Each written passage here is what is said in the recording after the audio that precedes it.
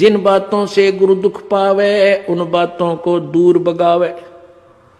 उनको फेंक देते, कितना अच्छा लगता, छोड़ दे उन सब चीजों को। अब जैसे शुगर के मरीज को अब मीठा तो अच्छा लग गया उसने, और डॉक्टर कहे भाई शुगर तो मरीज ये मीठा नहीं खाएगा, ना मिठाई ना चीनी, और वो फिर भी डॉक्टर की आज्ञा का पालन नहीं करता तो मरेगा फिर, और क्या इलाज है। तो चीनी मीठी तो लग रही है, इसमें कोई शक नहीं, मीठी भी है, लेकिन उसके लिए विष है। तो ऐसे ही भक्ति मार्ग में गुरु जी की आज्ञा का पालन ना करना विष के तुल्य आपकी भक्ति को नष्ट कर देता है। गुरु के सम्मुख वचन ना कहे सो ससरैनी गैनी सुख ले। गुरु जी के सामने एंड बैंड नहीं बोला, क्योंकि गुरु जी के सामने जैसे भगवान के पास जाना होता है ऐसी दृष्टिकोण से आना चाहिए।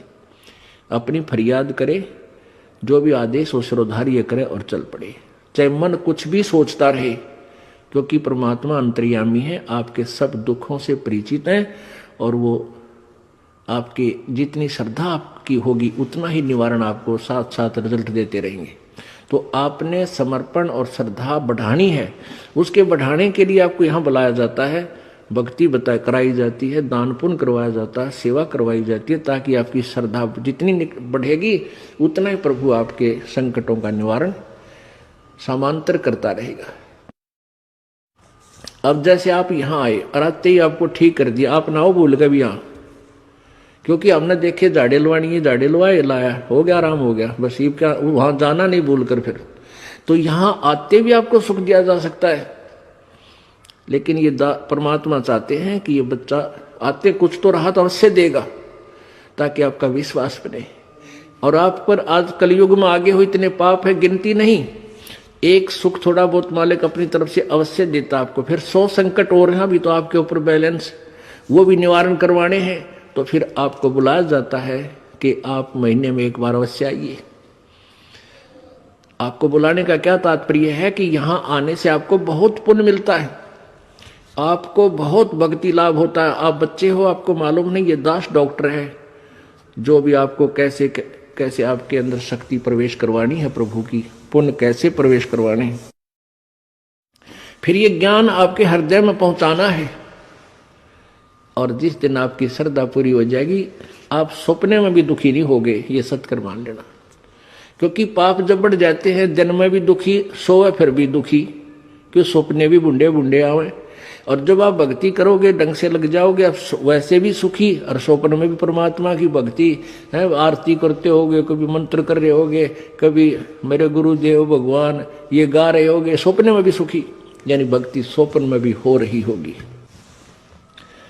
गुरु से शेष करे चतुराई, सेवा ही नरक में जाई। ओहो, जो गुरु जी के सामने चतुरता करता है, छल कपट करता है, उसकी जो सेवा है यानी वो पूजा समाप्त हो जाती है, धन भक्ति का, और कहते हो नरक में जाई, नरक में डाल दिया जाता है।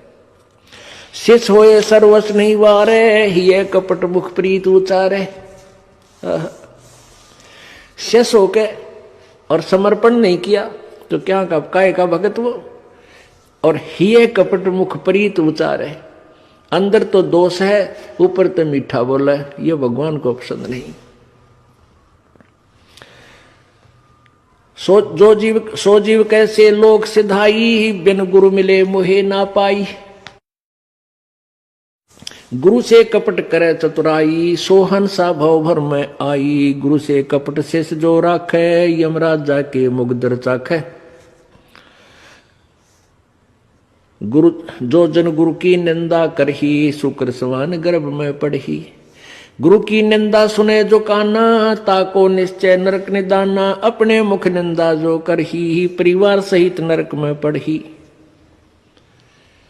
अपने आप क्या बताते हैं परमात्मा के, अपने गुरुजी की निंदा यदि कोई कर रहा है तो भी आपने सुननी नहीं चाहिए। यदि गुरु की निंदा सुने जो काना, ताको निश्चय नरक निदाना। जिसने गुरुजी की निंदा कान से भी सुन ली किसी नालायक ने, कहते हैं तो भी तू नरक में जाएगा, तेरा नाम खंड हो जाएगा। अब यहां समस्या एक आती है कि जैसे कोई व्यक्ति है निकम्मा, वो बुराई कर रहा है गुरुजी की। आप बैठे हो, ट्रेन में बैठे हो, बस में बैठे हो, या कहीं ऐसे स्थल पर बैठे हो, और वो चलो ऐसे वैसे स्थान पर हो तो उठ कर चला जा, आदमी इतना तो कर ही सकता है। लेकिन बस में बैठे हैं, ट्रेन में बैठे हैं, काफी लंबा सफर है, और वो कोई निंदा कर रहा है और आप सुन रहे हो, तो आपके मन में शंका होगी कि मेरा तो नाम खंड हो जाएगा। नहीं होगा। क्यों नहीं होगा? क्योंकि सुनने का अर्थ ये है जैसे कोई आपके गुरुजी की बुराई कर रहा है, आप सुन रहे हो, लेकिन आपके हृदय में वो नहीं समा रही है कि सच ठीक कह रहा है। आपका मन ये कह रहा है ये अनजान व्यक्ति है, इसको पता नहीं, ये वैसे ही कह रहा है। आपके हृदय में उसके हाँ में हाँ नहीं बनी, तो आपने सुनकर भी नहीं सुनी। ये इनमें बहुत अंतर होता है एक एक बात में। और यदि आप उसके कहने से आपके हृदय में ऐसा आ गया कि हो सकता है हमारे गुरुजी ने ऐसा गलत काम कर ही दिया हो, तो आपने सुन ली, वो सुन ली, और आपके मन में स्वप्न में भी नहीं आए कि ये जो कह रहा सच्ची हो सकती है, तो आपने नहीं सुनी, तो आपको दोष नहीं। गुरु की निंदा सुने जो काना, ताको निश्चय नरक निदाना। अपने मुख निंदा जो करही, परिवार सहित नरक में पड़ही। गुरु को तजय भजय जो आना, ताक पशुआ को फोकट ज्ञाना। ओए होए, अपने गुरु को छोड़कर और दूसरे में आस्था बनाता है। अब जैसे आप किसी भी कोई भी आपको इस भक्ति मार्ग का ये ज्ञान दास से सुनकर आपको कोई सुना रहा है भक्त, और आपकी श्रद्धा उस भक्त में हो जाती है, वो हो ही तो बहुत अच्छा है, बहुत प्यारा है, और उससे के चरण छूने लग जाए और उसी के ऊपर आसक्त हो गए, तो आपका गुरुजी से नाम खंड हो गया। इस दृष्टिकोण से परमात्मा कहते हैं गुरु को तजय भजय जो आना, ता पशुआ को फोकट ज्ञाना।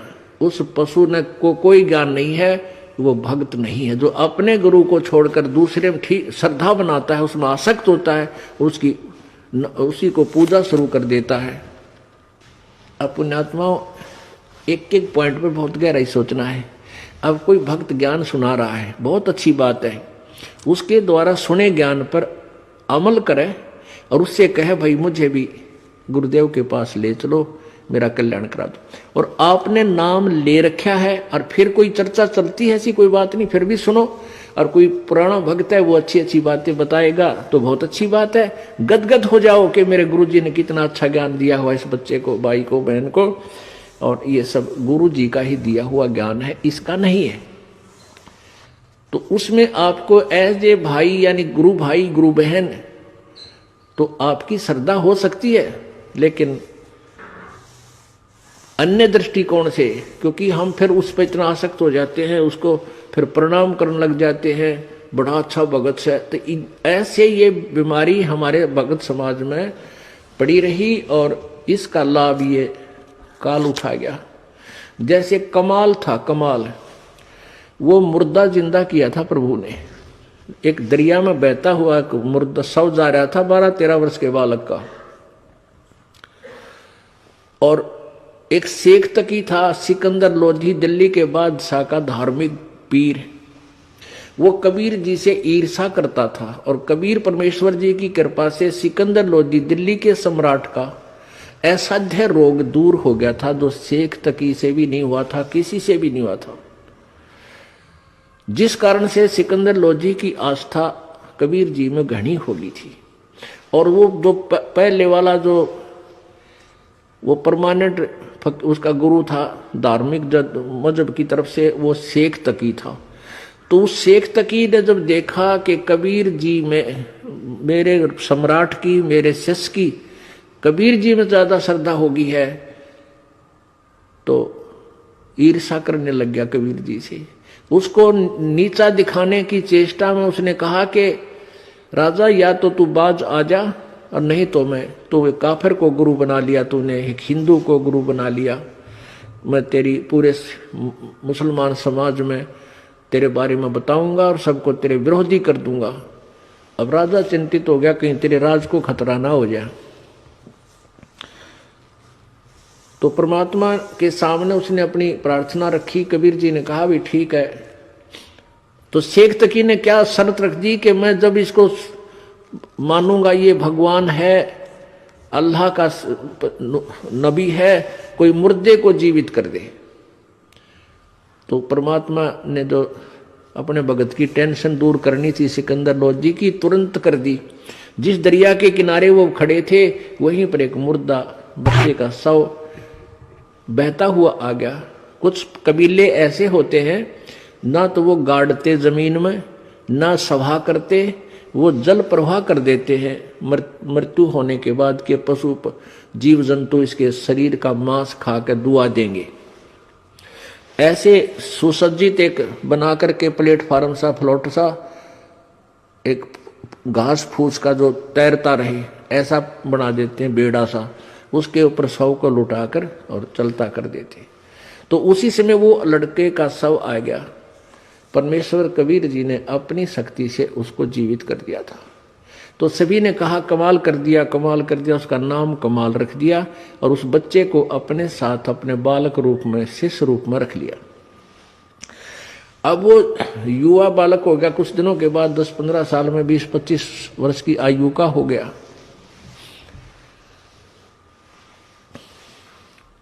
तो वो परमात्मा से ज्ञान सुनकर, कबीर जी का ज्ञान सुनकर वो भी ज्ञान औरों को सुनाने लग गया। जैसे बताते हैं भक्त, आप भी बताते हो और भी बताते हैं। अब जवान लड़का था, अच्छी आवाज थी, बढ़िया गला था, परमात्मा की वाणी गा गा के इतने सुरीले ढंग से सुनावे। तो जो परमात्मा कबीर जी के शिष्य थे वो 64 लाख, उनमें से बहुत सारे कमाल जी के ऊपर आसक्त हो गए। ओहो कमाल तो भाई कमाल है, तेरा नाम भी कमाल, तेरा काम भी कमाल, और भाई तो गुरु जी से भी बढ़कर हो गया। ओहो आप तो गुरु जी से भी अच्छी जो है ना ज्ञान सुनाते हो। अब इस बात से वो कमाल फूल गया, वो यानी उसमें अभिमान छा गया। और कबीर जी परमात्मा उसको बार बार धिक्कारते थे, उसको धमकाते थे कि निकम्मे तू अपना कर्म बना ले और प्रभु मत बनाए। लेकिन ये प्रभुता की भूख इतनी बुरी होती है, जीव नरक जाना स्वीकार कर लेगा, प्रभुता छूटे नहीं। कहते हैं राज तजना सहज है, सहज त्रिया का ने, और मान बढ़ाई ईर्षा दुर्लभ तजनाई। और जब तक ये नहीं तजे जाएंगे इतना भगवान नहीं मिले। तो हम निकले भगवान के लिए, हमें पता है मनुष्य जीवन मिला भगवान प्राप्ति के लिए, और फिर उसमें कोई वस्तु बाधा उसने फेंक दे तुरंत तोड़ के, उसको एक तरफ फेंके तो भगवान मिला। लेकिन उस कमाल ने परमात्मा के आदेश का पालन किया नहीं, तो प्रभु ने उसको धमका दिया। वो वहां से निकलकर परमात्मा से रुष्ट होकर, अक्षुब्ध होकर, खिन्न होकर के वहां से निकल गया और जाके कहीं दूर देश स्थान पर रहने लगा, जहां के वो नालायक भक्त गुरुजी के शिष्य उसको चाहते थे, वहीं चला गया, वहां रहने लग गया। अब वहां रहा, उसने एक छोटा सा आश्रम बना लिया। अब पुण्यात्मा समर्थ जो कार्य करता है कोई जीव नहीं कर सकता। जैसा कल उदाहरण दिया था कि जैसे वायु बहुत लंबी चौड़ी है, बहुत ज्यादा था है, और उसमें से एक टायर में पंप से हवा भर भी ली, वो टायर ट्यूब में टायर में डालकर ट्रक में डाल दिया, ठीक है वो काफी सहयोगी होगी वह हवा उसको, लेकिन वो तो सीमित है। ऐसे ही किसी भक्त ने, उस कमाल ने परमात्मा की कुछ दिन सेवा करके, दोनों नाम दिया, उसकी भक्ति करके कुछ शक्ति अवश्य होगी थी, लेकिन वो जीव ही था। और वो अनजान भक्त जो परमात्मा के शिष्य थे कबीर जी के, उस पर आसक्त हो गए। तो यहां बताते हैं गुरु को तजय भजय जो आना ता पशुआ को फोकट गया ना। जब कबीर खुद मालिक बैठे और उस वो कमाल के टिंडे देगा उन्हें, कमाल की बात। यहीं से हम गिरते, सतर गिरता गिरता यहां आ लिए। हम सतलोक में इसी तरह गिरे थे। हम अपने भगवान को छोड़कर परमेश्वर कबीर जी सत्य पुरुष को, और ये ज्योति निरंजन काल वहां तपस्या कर रहा था एक टांग पर खड़ा होकर। हमने अपने भगवान से हृदय हटा के इसमें लगा लिया और इसका फल यो मिला। गधे कुत्ते सूअर 84 लाख योनियों में कितना कष्ट उठा रहे हम, और फिर वही फिर दोहरा रहे हैं क्योंकि ज्ञान नहीं हमने। तो उसने क्या किया, कमाल ने वहां रहने लगा। अब जो भक्त परमात्मा के पास आते थे उनको सुख होया करता खूब। अब वो चेले बन गए कमाल के। अब 5-4 वर्ष तो उनके काम ठीक चले, क्योंकि जो हैंडपंप से पानी उन्होंने ले लिया था वो जब तक चला उनकी पुण्य कमाई, तब तक तो वो दुखी हुए नहीं। फिर कोई काम उनका होने लगा नहीं, तो धीरे धीरे वो कमाल से भी हट गए। अब कमाल ने 5-4 और चेले रख रखे अपने आश्रम में रख रहे। तो वो कहने लगे, गुरुजी यहाँ भगत तो आने ही बंद हो गए। तो उन्होंने कहा भाई यूं करे कि गुरुजी का जन्मदिन मनावांगे कल, जेठ की पूर्णमासी आ गई, सब न कह दे भाई कल जेठ उतरते की पूर्णमासी है और गुरुजी का प्रगट दिवस बनाएंगे और खीर खार बनावांगे, भंडारा करेंगे। सभी गांव वालों दूध लाइयो, दूध पहुंचाना। अब पहले कोई समागम करता था तो गांव वाले खुश होकर दूध ले जाते थे और ठोक देते थे ड्राम के ड्राम। अब किसी का लाभ होया नहीं, सारे बयान बैठी होगी, दूध रहा ना ढंगता, तो सब कपटी हो गए। अब सब ने सोचा भी बखत से दूध डालावांगे और ना डालकावांगे तो यू नाराज हो जाएगा, कदे शराब स्वरूप ना दे दे। कमाल है। और प्रत्येक के मन में, क्योंकि परमात्मा कबीर जी खेल खेलते हैं। अब वो जो भगत थे गांव वाले, जो 50, 60, 100 जितने भी थे, उन्होंने सबके मन में के दुर्भावना आ गई कि बखत तो उठ कर सबसे पहले मुंह अंधेरे जाऊंगा और दूध की जगह पानी का लोटा डालूंगा। किसने बेरा पट्टा है। अब सुबह सुबह लाग गई लाइन, महाराज जी सत साहेब, कहाँ भाई सत साहेब, आज दूध लाए हैं, डाल दे भाई वहाँ ड्राम में जो पहले कराया करते। अब कपड़ा उठावें और पानी तरड़ा डालें। गुरु जी ने महाराज जी ने पता लग जाएगा हाँ डाल रहा है कुछ, दूध डाल गया। एक आधे भगवान ने उसमें दो चार दूध भी डाल दिया होगा। कमाल बोला भाई आता दूध बहुत आ गया और बच्चों खीर बना लो। अब वो लगे खीर बनाने, वो ड्राम पानी का भरा, थोड़ा बहुत दूध उसमें कितना गिर गया को भगवान। तो कहने लगे गुरुजी तो सारा पानी का फुल भरा है। कमाल बोला झूठ बोलो, देखा जाएगा सारा पानी का भरा। किसकी खीर बनी थी। इतना शर्मिंदा हो गया, रात्रि में उस आश्रम ने छोड़ के पता नहीं कित मरिया जाके छोड़ चल गया। तो इस प्रकार परमात्मा कहते हैं अब आप भी मरिया और उन शिष्यों उन पुण्यात्माओं को ले डूबिया, नकमी आत्मा जो परमात्मा से जुड़ी थी। गुरु को तजय भजय जो आना, तापसुआ को फोकट ज्ञाना।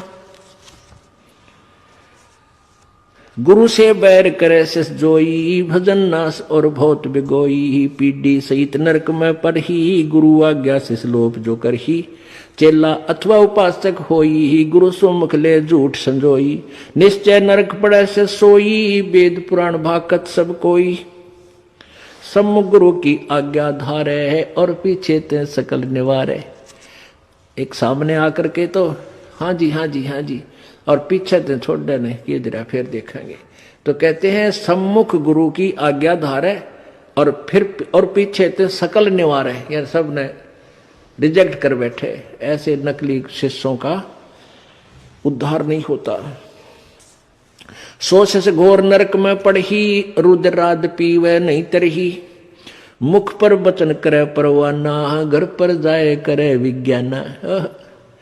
मुख पर तो सारी बात माने और घर पर जाकर चौधरी पाक अपने हिसाब से सेटिंग करो ना, नहीं ऐसे ठीक नहीं, गुरु ये ऐसे होना चाहिए। तो परमात्मा कहते हैं आप जीव हैं और जीव संज्ञा में ही रहना चाहिए। आपने परमात्मा की आज्ञा में कोई भी दोष नहीं निकालना चाहिए, फाइनल हो। अब गुरु जी की आज्ञा देगा आपको। हम क्या आज्ञा देते हैं भाई, बीड़ी मत पीना, शराब मत पीना, तम्बाकू मत पीना, बुराई ना करना, चोरी मत करियो, रिश्वत मत लेना, भगवान पर विश्वास रखना, भक्ति करना, आनुपाशा मत करना। और ये सारी ही ना करने की है। और ये आज्ञा पालन करने की है। और ये भी नहीं करोगे फिर भगत कैसे, व्यर्थ। मुख पर वचन करे परमाना, घर पर जाए करे विज्ञाना। जहां जावे ता निंदा करही, सोच घोर नरक में पड़ही। ऐसे शेष को ठाहर नाही, गुरु विभक्त लोचत मन माही। वेद पुराण कहे सब साखी, साखी शब्द सब है यो बाकी। मानुष जन्म पाए कर खोए है, सतगुरु विमुखा युग युग रोए। अब सतगुरु से विमुख होने वाला कहते हैं युग युग रो। हमारे सत्य गुरु दे रहे लारे, सत्य नाम सुमर मन में लारे। मारे साहेब दे रहे,